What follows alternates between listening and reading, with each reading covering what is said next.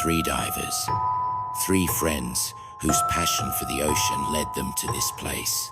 Deep waters, rocky cliffs, and endless blue.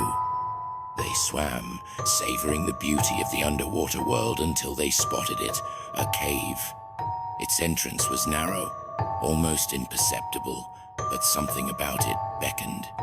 The walls sparkled, as if studded with diamonds, and they couldn't resist. They went inside, not knowing that this would be their last adventure. As they swam deeper and deeper, they discovered something incredible. A pocket of air. A small oasis lost in the water column.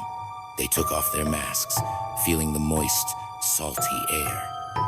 And then their eyes fell upon it. A house. Wooden.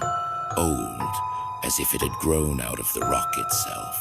It stood there as if waiting for them. The first diver, the most curious, decided to enter.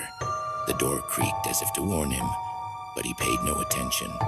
As soon as he crossed the threshold, the door slammed shut. His friends stayed outside, but not for long.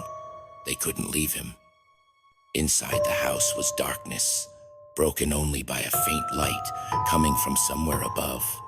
The walls were covered with strange patterns, as if someone had carved them with claws. The first diver screamed, calling for help, but his voice was lost in the maze of corridors. He ran, but the corridors were closing, the walls shifting, forcing him back. And then he heard her voice, a whisper that went straight to his brain. You're mine. She appeared from the shadows. Her upper body was female, with skin as pale as moonlight and eyes burning like coals.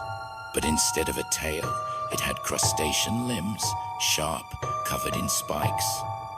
Her claws grabbed his leg, easily severing it. He screamed, but she only smiled, savoring his pain. She took a bite out of his arm, then let go. He crawled, bleeding, but the house wouldn't let him leave.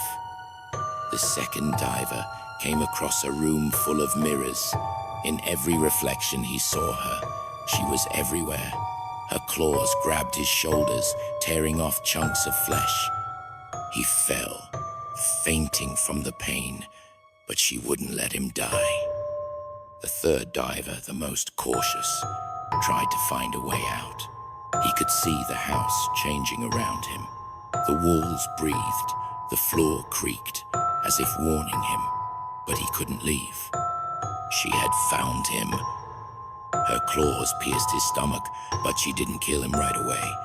She played with him like a cat with a mouse, tearing off fingers, then chunks of skin. He screamed, but the house swallowed his voice. Eventually, all three of them ended up in the same room. They lay on the floor, bleeding, limbless, barely alive. The bloody mermaid stood over them, her eyes burning with triumph. You're gonna play with me. And then the house came to life. She left one, the weakest, the most broken. He couldn't move, couldn't scream. She picked him up like a doll and brought him to the wall. The blood mermaid smiled. She knew the house was hungry, and that new guests would be arriving soon.